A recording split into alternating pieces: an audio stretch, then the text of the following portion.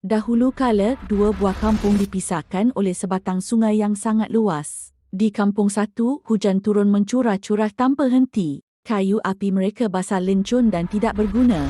Melihat kesusahan itu, penduduk kampung dua yang prihatin mula berbincang untuk menghantar bantuan api. Mereka mengikat bara api yang menyala pada kaki seekor ayam jantan yang perkasa. Dengan gagah, ayam itu terbang melintasi sungai yang deras. Setibanya ayam itu, penduduk kampung satu mengambil api tersebut.